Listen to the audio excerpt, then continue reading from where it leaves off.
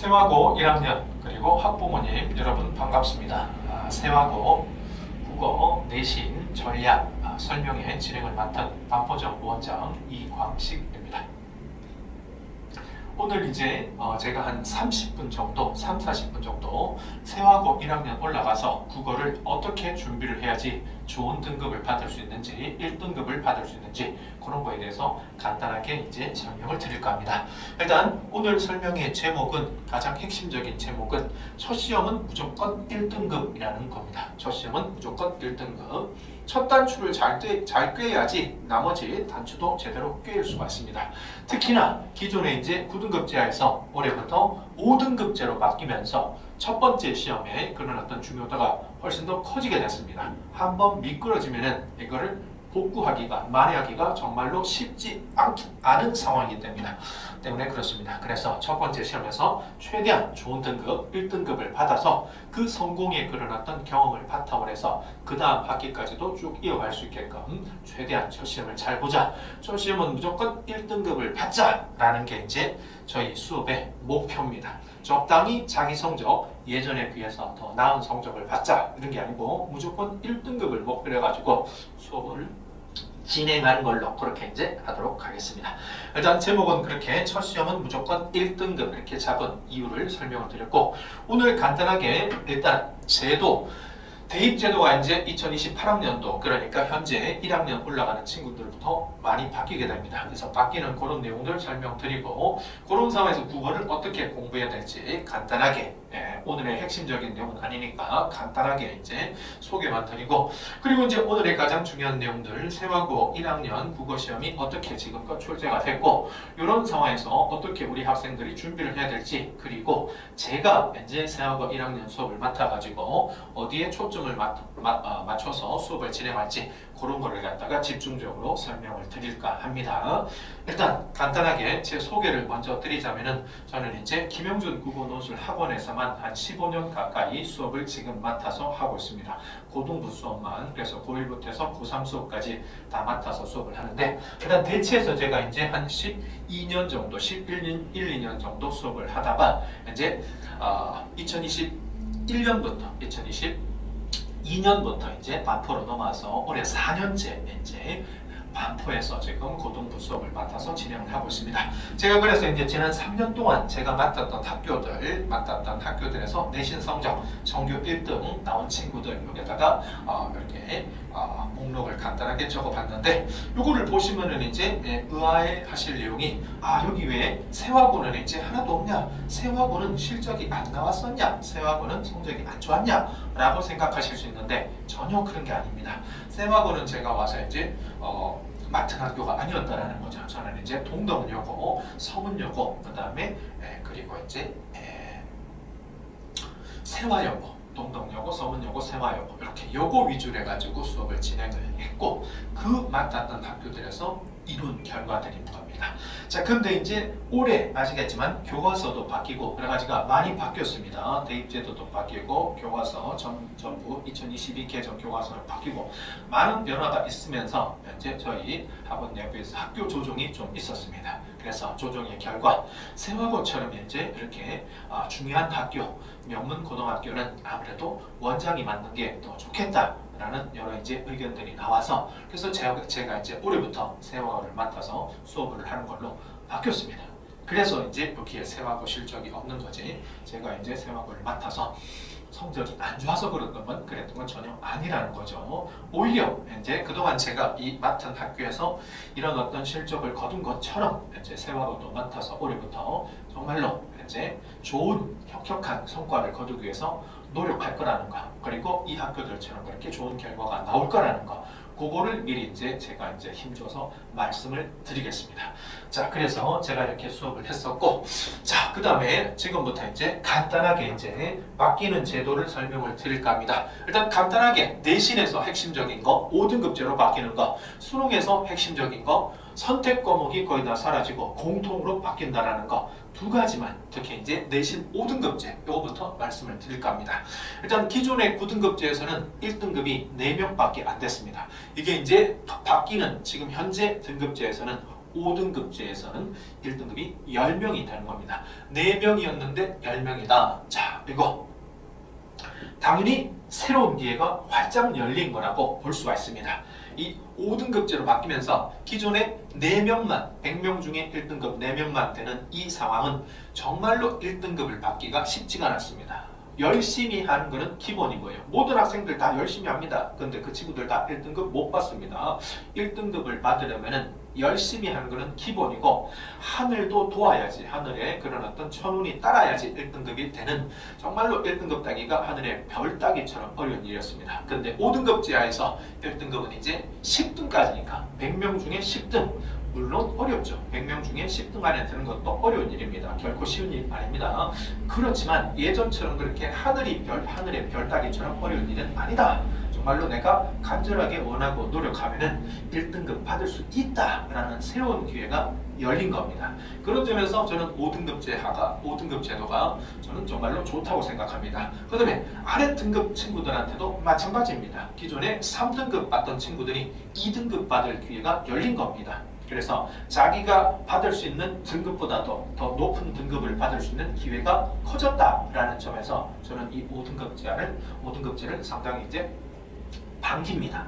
다만 모든 어떤 일들이 제도가 다 일장일단이 있는 것처럼 이 5등급 제도 단점이 있다고 저는 봅니다. 그게 뭐냐?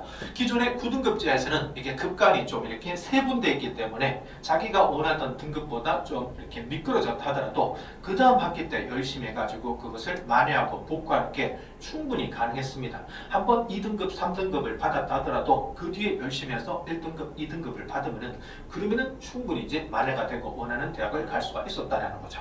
근데 이게 급간이 이제 5등급제로 바뀌면서 넓어지면서 1등급을 목표로 했던 친구가 1등급을 받아야 되는 친구가 미끄러져서 2등급을 받았다. 그러면은 이제 이거를 복구를 해가지고 전체 3학년 동안에 그런 어떤 내신 성적을 매겼을 때 원하는 등급을 받기가 좀 어려워진다는 겁니다. 그러니까 한 번의 그런 어떤 미끄러짐이, 한 번의 실수가 치명적일 수 있다는 거. 왜? 극한 차이가 커졌기 때문에 그 큰 극한 차이를 복구하는 게 정말로 쉽지가 않다. 그런 거는 단점이라고 할 수 있습니다. 그래서 오히려 저는 그렇게 생각합니다. 내신의 경쟁이 5등급제가 되면서 이게 변별력이 조금 약화가 됐으니까, 부담이 덜어졌으니까 내신 경쟁이 좀 완화가 된다 라고 이제 생각하실 수 있는데 절대 그렇지 않다고 봅니다. 저는 오히려 5등급제가 되면서 더욱더 치열해질 거라고 봅니다. 왜냐? 기존에 4등급 받는 친구들, 1등급 4명은 제한적이었는데 이제는 조금만 하면은 10명 1등급 받을 수 있으니까 더욱더 열심히 하려는 친구들이 많아질 거라고 봅니다. 1등급은 나는 이거 도저히 불가능해, 먼 나라, 나와는 상관없는 얘기야 라고 생각했던 친구들도 이제 1등급이 눈앞에 보이니까, 거머쥘 수 있으니까, 노력하면은 거머쥘 수 있으니까, 그러면은 욕심 있는 친구들은 더 열심히 할 거라는 거죠.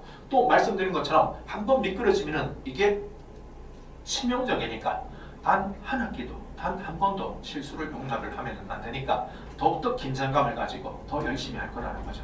그런 점에서 저는 이제 5등급제로 바뀌면서 내신 경쟁이 완화가 된다, 학습 부담이 줄어든다, 그렇게 전혀 생각 안 합니다. 다만 이제 새로운 기회가 생겨가지고 우리 학생들한테 기회가 문호가 넓어졌다라는 거, 그런 거는 저도 그렇게 생각을 하는 겁니다. 아무튼 그렇게 5등급제로 바뀌면서 우리 친구들한테는 새로운 기회가 생겼다, 저는 강조를 하고 싶습니다. 자, 그 다음에 그래서 이렇게 이제 바뀌는 제도 하에서 2028학년도 대입해서 어떤 점들이 이제 달라질 거다 이제 예상을 한번 해보면은, 일단 등급, 이게 이제 5등급제로 바뀌면서 변별력이 조금 떨어졌습니다. 그래서 수시에서는 내신 성적으로 대학을 가고 정시에서는 수능 성적으로 대학을 가는데, 이제 이 내신의 변별력이 조금 약화되다 보니까 이제는 수시 모집에서 이 수능의 그런 어떤 적용이 더 강화가 된다는 거 충분히 예상할 수 있습니다.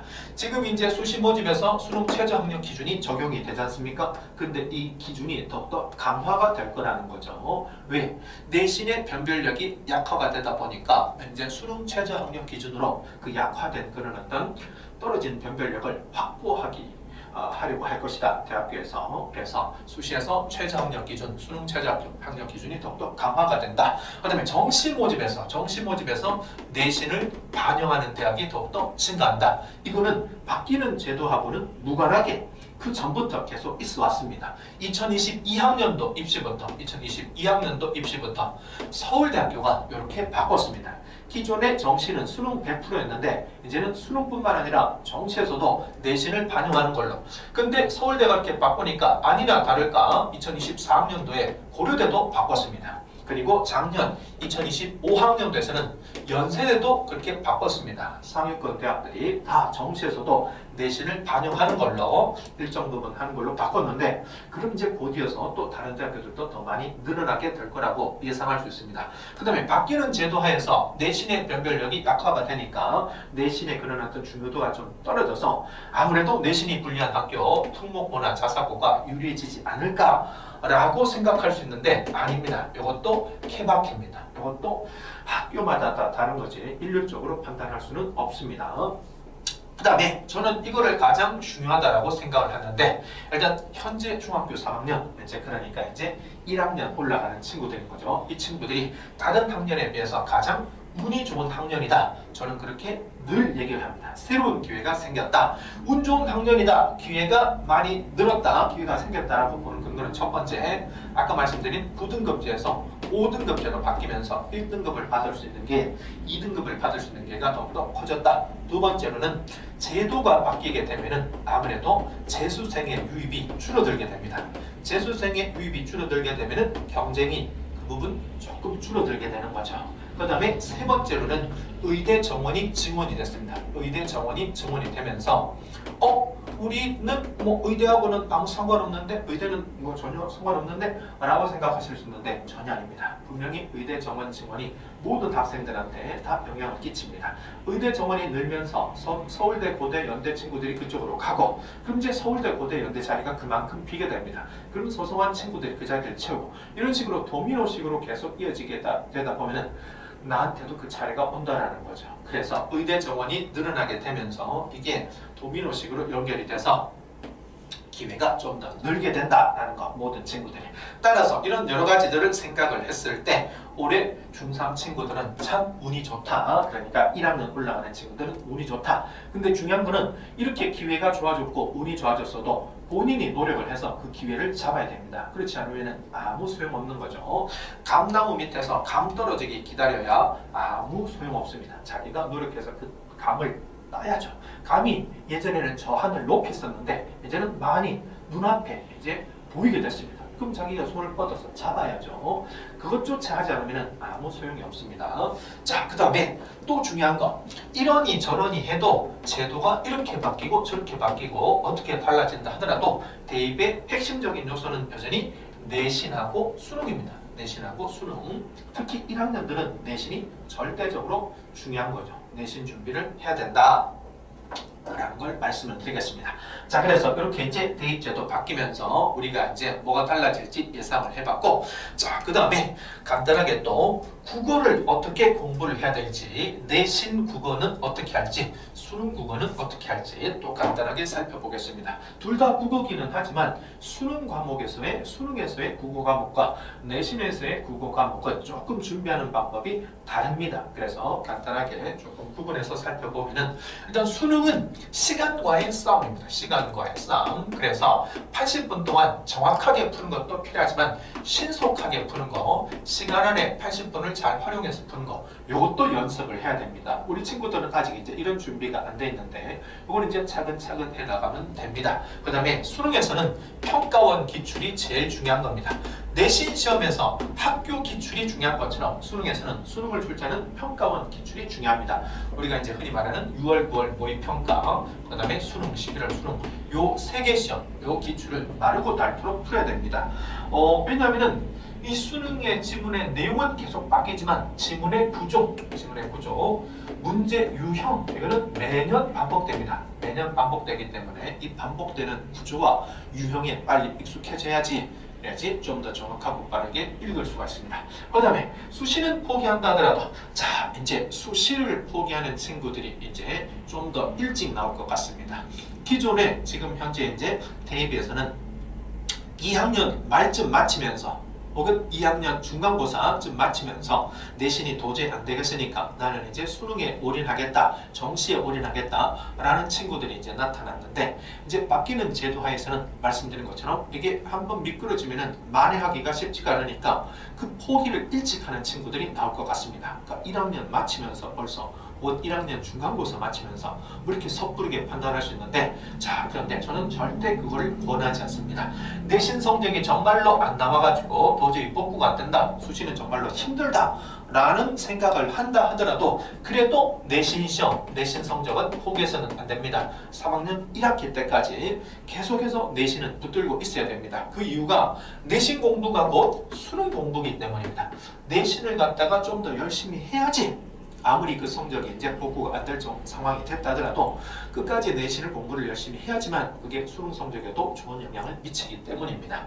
자, 간단하게 말씀드리고, 내신에서 이제 어떻게 공부를 해야 되는가? 내신은 학교 선생님이 왕입니다. 그래서 학교 수업을 제일 잘 들어야 됩니다. 학교 수업에서 다 나온다 생각하고 선생님이 말씀하시는 내용은 그냥 콩으로 매주를 쓴다 해도, 콩으로 매주를 쓴 것 같죠? 파트로 매주를 쓴다고 해도 그냥 믿어야 됩니다. 그런 자세로 수업을 들어야 됩니다. 그래서 수업만 잘 들어도 누구나 80점은 받을 수 있다. 저는 늘 그렇게 얘기합니다. 근데 80점 받아가지고는 답이 안 나옵니다. 95점, 90점 이상, 95점 무조건 받아야 되는데, 그럼 어떻게 그 다음은 해야 되는가? 학교의 기출문제를 비롯한 기출문제, 그리고 다양한 그런 어떤 문제들, 내신은 일명 양치기가 필요합니다. 양치기, 양으로 승부를 보는 거. 특히 학교 기출문제는 과거를 보면은 미래를 알 수 있다. 지금껏 출제된 상황을 보면은 그러면은 이제 앞으로 어떻게 나올지를 알 수 있다. 그렇기 때문에 기출문제 분석을 잘해야 됩니다. 이렇게 말씀을 드리니까 광수형은 지금 세워고 내신을 안 하셨기 때문에 이런 거 잘 모르시는 거 아니냐 라고 생각하실 수 있는데 전혀 아닙니다. 저희가 그동안 세워고 수업을 저희 학원에서 준비를 안 한 게 아닙니다. 그거를 담당을 하시는 쌤과 저하고 계속 이렇게 공유를 합니다. 세워고가 어떻게 출제가 되고, 내신 문제도 저희가 다 타이핑해가지고 다 모아놓고 해설 달고 하고 있거든요. 그런 게 그대로 남아 있습니다. 그리고 또 말씀드린 것처럼 이제 교과서가 다 바뀌었기 때문에 그런 어떤 새로운 지문으로 나가는 거라서 그런 것에 이제 중요도는 조금 떨어졌습니다. 다만 문법은 예전 교과서나 지금 교과서나 문법 범위는 똑같이 지금 들어와 있습니다. 그래서 그 문법 범위 기출 문제는 그대로 있기 때문에 그걸 제가 받아가지고 다 분석을 하고 다 정리를 하면은 충분히 할 수가 있습니다. 제가 고등학교 수업만, 고등학교 1, 2학년 내신 수업만 지금 이제 15년째 하고 있습니다.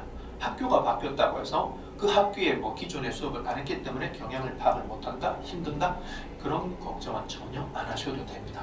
자, 아무튼 기출문제, 이런 다양한 문제들을 풀어가지고 그렇게 이제 이 수업을 보완을 해야 됩니다. 그러니까 학교 수업을 열심히 들어가지고 이런 정도 크기의 그물을 만들었다면 이제는 문제를 많이 풀어서 기출문제, 족보문제, 변형문제, 수능문제, 이 그물의 눈을 갖다가 더욱더 촘촘하게 이렇게 만드는 겁니다.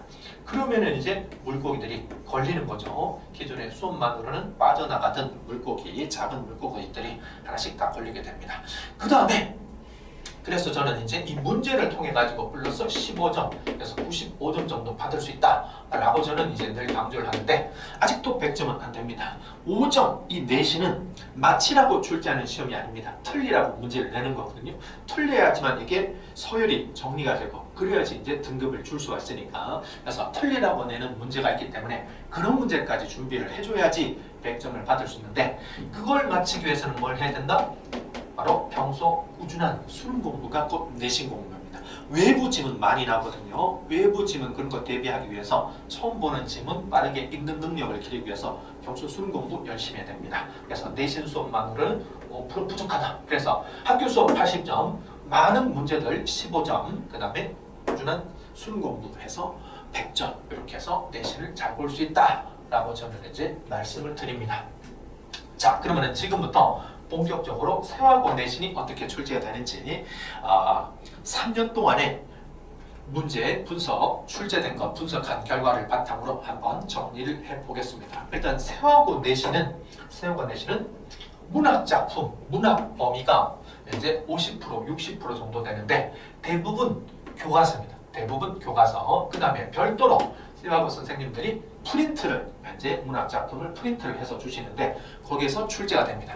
즉 외부 지문 출제가 상당히 적습니다. 다른 학교에서는 안 배웠던 작품들을 갖다가 보기로 내가지고 학교 수업을 통해서 배웠던 내용을 바탕으로 이제 그거를 이렇게 적용해가지고 비교해가지고 푸는 문제가 많이 나오는데 상대적으로 세화고는 외부 지문 출제가 적습니다. 수업 시간에 배웠던 내용에서 작품에서 대부분 나옵니다. 그 다음에 교과서에 없는 작품도 이미 프린트를 통해서 다 수업을 했기 때문에 학교에서 수업을 한 지문에서 작품에서 출제가 되기 때문에 외부 작품 출제에 대한 부담은 비교적 덜합니다. 없는 건 아니지만 그 비중이 좀 적다라는 거죠. 그래서 교과서 충실히 공부하고 학교 수업 때 배우는 그 프린트 지문 열심히 공부하면 충분히 대부분 다 풀 수 있는 문제가 나온다. 그 다음에 또 독특한 게 세화고 시험은 교과서를 엄청 충실하게 반영한다는 겁니다. 대부분의 제가 그동안 맡았던 제가 맡은 학교뿐만 아니라 거의 모든 학교들이 그렇습니다. 교과서에 있는 그 내용들이 다 시험에 안 나옵니다. 선생님들이 좋아하시는 문학 작품들, 그 다음에 문법 단원들 이런 것들만 나오고 교과서에 실려있는 화작에 관련된 것들, 토론에 관련된 것들 혹은 매체라는 게 있거든요. 매체와 관련된 그런 내용들 그런 거는 거의가 시험 범위가 아닙니다. 수업도 안 나갑니다. 근데 특이하게 세화고는 그런 단원, 화작 단원, 무슨 토론 단원, 매체 단원 거의가 다 시험 범위입니다. 다 배우고 그것도 다 시험에 들어가는 거죠. 그래서 교과서에 충실한 학교가 세화고다. 그렇게 저는 이제 분석을 합니다. 그 다음에 아까 프린트로 이제 문학작품, 교과서 외부 작품을 갖다가 공부한다 했는데 대부분 다 EBS 수특 지문입니다. EBS 수특은 고3 학생들이 보는 거죠. 그런 면에서 내용이 조금 어렵기 때문에 이거를 준비를 잘 해야 됩니다. 그 다음에 문법을 또 말씀을 드려야 되는데 문법은 거의가 다 한 30% 정도 반영이 됩니다. 30% 정도 문법이 반영이 되는데 이게 특이한 게 범위가 누적이 된다는 겁니다. 그러니까 다른 학교에서는 이제 1학기 중간 때는 요 범위, 2학기 중간 때는 요 범위 이렇게 범위가 이렇게 달라지는데 세화고는 1학년 1학기 중간고사 때 범위가 이제 시험을 봤으면 그게 이제 그 다음 빠지는 게 아니고 그것까지 포함해서 그 다음 단원이 범위가 늘어나게 됩니다. 그러니까 이게 점점점 문법 시험 범위가 늘어나게 되는 거죠. 누적되니까 그 부분이 조금 어렵습니다. 따라서 문법은 확실하게 챙겨둬야지. 왜냐하면 범위가 늘어나는데 그거를 매번 공부를 하기는 쉽지가 않거든요. 그래서 핵심적인 사항만 정리할 수 있게끔 세부적인 것들은 확실하게 그 시험 범위 기간 동안에 챙겨둬야 됩니다. 또 이제 거기 문제에 나오는 예시들이 문법 문제집이라든지 문법 교과서에 있는 그런 어떤 예시들이 아니라 일상적인 예시가 나옵니다. 그러니까 문학 작품에 나오는 그런 어휘들을 통해서 거기에 나오는 표현들을 통해서 문법 문제가 출제가 되는 거죠. 따라서 그런 면에서 조금 까다롭다 볼 수가 있습니다. 그 다음에 지문도 그렇고 보기도 그렇고 선지도 그렇고 다 깁니다. 길기 때문에 그거를 다 읽어가지고 문제를 풀려면 시간 내에 풀기가 쉽지가 않다. 시간 관리가 몹시 중요하다라는 걸 갖다가 특징으로 설명을 드릴 수가 있습니다. 그래서 이런 몇 가지 특징들을 바탕으로 해가지고 그러면 어떻게 준비를 해야 되는지 한번 살펴보겠습니다. 일단 최근 3년 동안의 세화고 1학기 중간고사 시험 문제를 분석을 했더니 말씀드린 것처럼 문학이 50% 이상입니다. 문학이 50% 이상 출제가 되고 항상 문항수도 30문제, 객관식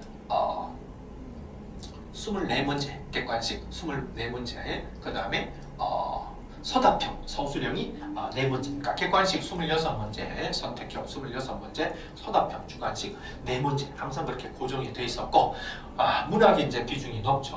문학이 비중이 높고 그 다음에 문법은 한 3분의 1 정도 늘 출제가 됩니다. 이때는 특이하게 문법을 하나도 안 봤네요.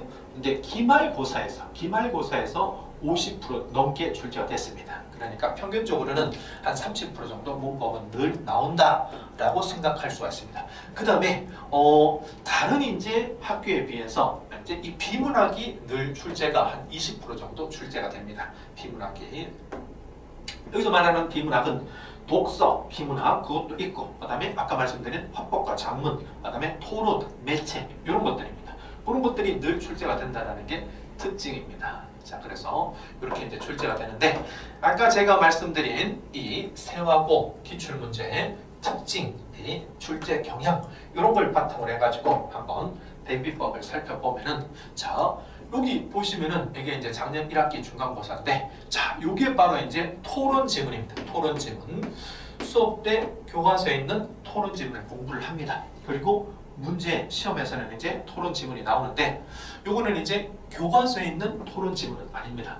이거는 이제 외부 지문을 해가지고 출제가 되는 건데 아무튼 이제 찬성, 뭐 반대 해가지고 지문도 길고 보기도 길고 이렇게 이제 복잡하게 출제가 됩니다. 그래서 이런 어떤 토론 지문들, 토론 단원들 이런 것도 시험 범위가 들어가니까 이런 것도 준비를 잘해야 되는데 특징이 교과서, 그 다음에 기출문제 그런 데서 많이 응용돼서 출제가 됩니다. 따라서 다른 단원도 마찬가지겠지만 교과서의 학습활동, 그 다음에 생각고 기출문제 이거를 철저하게 준비를 하다 보면은 그거를 바탕으로 해서 응용해가지고 풀 수 있는 그런 이제 상황이 만들어지게 됩니다.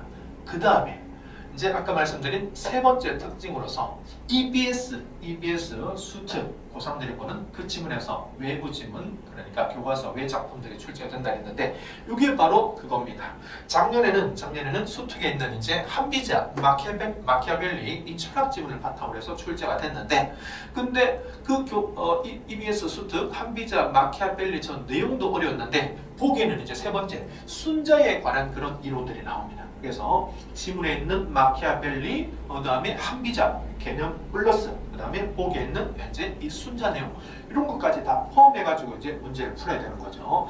그래서 이런 경우에 이제 대비 방법 EBS 수특은 확실하게 지문을 갖다가 이해를 하고 그 다음에 이 지문과 관련되는 변형 문제들, 많은 변형 문제들을 풀어봐야 됩니다. 많은 변형 문제들. 자, 그래서 EBS 지문에 대한 철저한 분석 그리고 많은 변형 문제들 사전에 풀어보는 거 필요하고요. 그 다음에 또 말씀드린 것처럼 문법이 누적되고 그 다음에 이 교과서 문학 작품에 있는 예시들을 낸다고 했습니다. 자, 여기 보시면은 요거는 이제 교과서에 있는 지문입니다. 이거 이제 토론 지문이죠. 토론 지문. 이 토론 지문을 바탕으로 해가지고 거기에 있는 예시들을 가지고 문법 문제를 낸 거죠. 그래서 문법은 이제는 세하고 내신 문법은 절대로 뭔가 암기하는 것 이런 거는 절대 안 됩니다. 안 됩니다. 교과서에 있는 그 예시들, 기출 문제에 있는 예시들 그런 것들이 이제 그대로 나오는 게 아니기 때문에 절대 암기해서는 안 되고 개념을 이해해서 철저하게 개념을 이해해가지고 그거를 바탕으로 해가지고 응용해서 푸는 거 그 다음에 새로운 그런 예시에 적용해서 푸는 거 요거를 연습을 해야 됩니다. 그러고 나서 이제 아까 범위가 누적이 된다고 말씀을 드렸지 않습니까? 그거를 대비하기 위해서는 처음에 개념 이해한 이걸 갖다가 나중에 가서는 이제 이거를 필수 지식으로 암기를 해야 됩니다. 그래서 개념 플러스 암기 이게 갖춰져야지 누적되는 문법 범위를 대비를 할 수가 있습니다. 그 다음에 아까 마지막으로 지문과 보기, 선지 모두 기니까 시간이 부족하다. 시간 관리를 잘해야 된다 말씀드렸는데 자 요겁니다.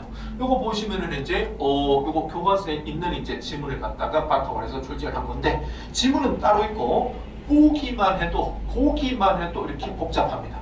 보기만 해도 이렇게 길고 복잡하고 선지도 뭐 세 줄에 걸칠 정도로 이렇게 길게 되어 있습니다. 그래서 시간 관리, 시간 부족하기 때문에 시간 안에 그 문제들을 다 풀어내기 위해서는 제일 좋은 게 뭐다? 범위에 들어간 그 작품과 범위에 들어있는 말씀드린 것처럼 세하고 지문은 처음 보는 작품들이 나오고 처음 보는 지문이 나오고 하는 게 비교적 적습니다. 그래서 교과서에 있거나 그 다음에 프린트로 나온 그 작품들 지문 위주니까 그 작품들과 지문을 갖다가 철저하게 내용을 이해해서 숙지를 하고 들어가야 됩니다. 그 지문을 철저하게 숙지를 해서 들어가야지만 그 지문을 읽는 시간을 줄이고 그 시간을 갖다가 이렇게 나오는 보기, 선지 읽는데 시간을 써가지고 시간 안에 효과적으로 문제를 다 풀어낼 수가 있습니다. 자, 그러니까 이런 것들에 주목을 해가지고 이런 것들을 이제 철저하게 준비를 해야 된다는 말씀 제가 드리고 싶습니다. 자, 그래서 이런 것들을 위주로 해가지고 이제 세화고 준비를 해야 되는데, 제가 그럼 이제 세화고 준비를 어떻게 할 것인가, 수업 준비. 일단 저는 모든 학교 수업에서 일단 기본적으로 단권화용 기본서, 매일 나가는 주차 과제집, 그 다음에 테스트, 그리고 성적표, 그 다음에 최종 모의고사, 그 다음에 마지막으로 기출문제집. 요거 5가지는 늘 하는 겁니다. 그 5가지를 기본으로 하고, 그 다음에 말씀드린 이런 것들을 하기 위해 가지고 EBS 수특집은 제가 이제 고3 수업도 하기 때문에 EBS 수특집은 제가 다 준비하고 있습니다. 자료들도 많고 그런 거 다 할 거고요. 그 다음에 문법 개념 익히는 거, 여기에 초점을 맞춰가지고 하고, 자, 이렇게 이제 진행을 하는데, 자, 일단 간단하게 말씀을 드리면 이제 단권화용 기본서, 자, 이거 교사용 교과서를 바탕으로 해서 만든 겁니다. 선생님들 보시는 교사용 교과서를 바탕으로 이제 제가 별도로 이제 정리를 한 또 프린트가 있습니다. 그래서 요거를 다 합쳐가지고 단권화용 기본서라는 걸 만듭니다. 단권화, 그러니까 이 한 권 기본서 한 권에 모든 내용이 다 담기게끔 그렇게 이제 공부를 해 나가야 됩니다. 이게 범위가 넓을 때는 모든 것을 다 한 권에다가 끌어모으는 작업을 꼭 해야 됩니다. 특히 암기 과목 같은 거 꼭 해야 되는데, 그래야지 이게 이제 시험을 앞두고 2번, 3번 돌릴 수가 있습니다. 2회도, 3회도 그런 거를 빨리 해서 이제 머릿속에 집어넣으려면은, 그러면은 단권화가 돼 있어야 돼요. 공부한 내용이 여기 있고 저기 있고 흩어져 있으면 마지막에 효율적으로 할 수가 없습니다. 그래서 단권화를 하기 위해서 학교 수업도 여기에다가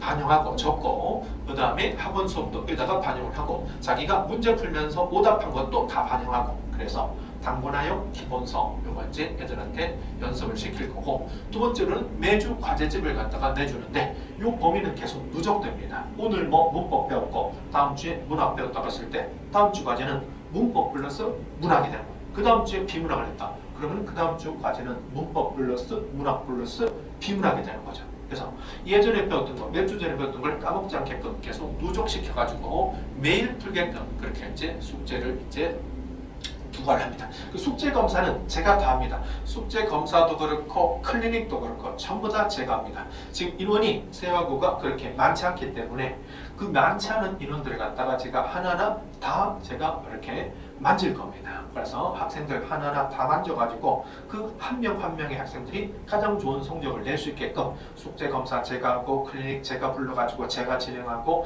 질답 당연히 제가 다 진행하고 그렇게 할 겁니다. 자, 그렇게 해서 과제집 열심히 풀게끔 할 거고, 그 다음에 매주 보는 테스트 성적표, 숙제 검사 제가 다 하고, 그 다음에 테스트 성적표도 제가 다 작성을 하는데, 요거를 바탕으로 해서 클리닉도 부르고 상담도 하고 부족한 부분을 찾아가지고 보완할 수 있게끔 그렇게 이제 진행을 할 겁니다.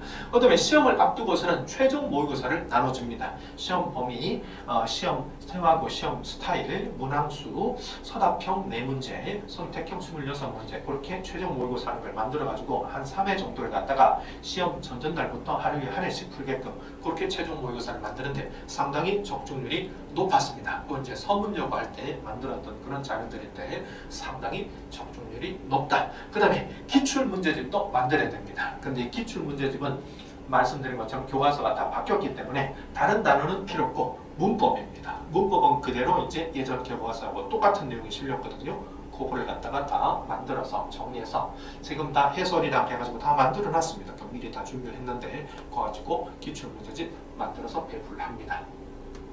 자, 이렇게 이제 세화고 준비를 할 텐데, 일단 요 내용은 이제 제가 작년에 2024년에 제가 맡았던 학교 학생들 실적입니다. 말씀드린 것처럼 이제 제가 상문고는 맡지 않았고 세화고, 서문여고, 동덕여고 요거 맡아서 이제 학교들 수업을 진행을 했는데, 1등급 친구들, 그 다음에 전교 1등, 전교 1등, 전교 1등 친구들입니다. 여기 뭐 2등급은 실을 자리가 없어서 안 실었습니다. 저는 가르치는 인원이 많지 않습니다.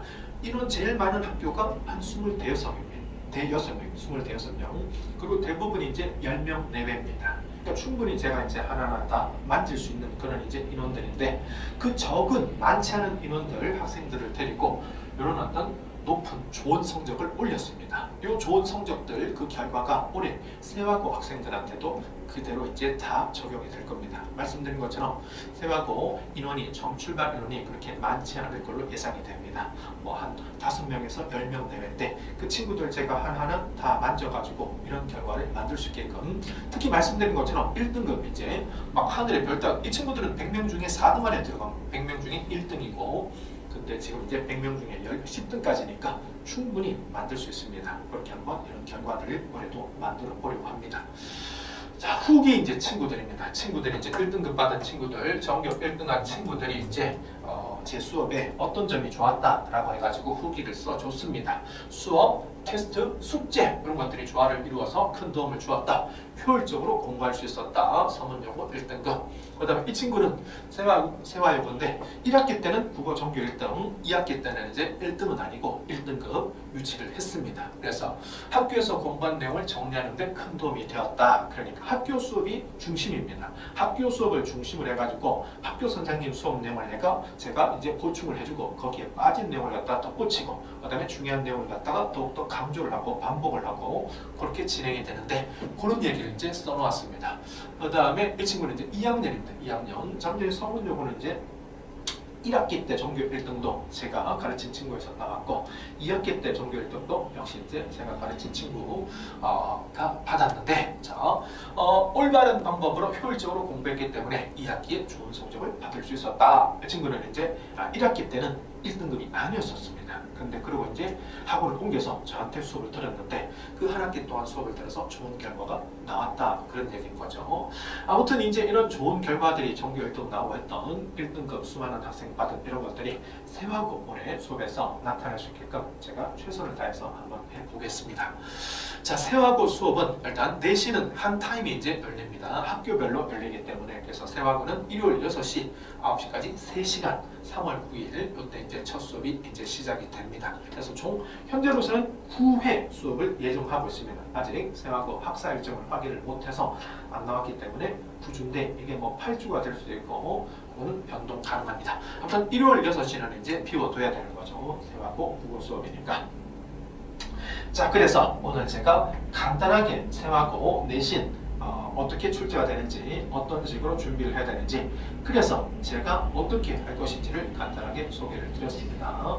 자, 그래서 올해 1학년 올라가는 친구들 세화고 친구들 저랑 같이 열심히 해서 부디 좋은 결과를 거둘 수 있게끔 그렇게 이제 학생들도 노력을 하고 저도 노력을 하고 충분히 좋은 결과가 이루어지리라고 믿습니다. 자, 그러면 오늘 설명회는 여기까지 하고 마치도록 하겠습니다. 고맙습니다.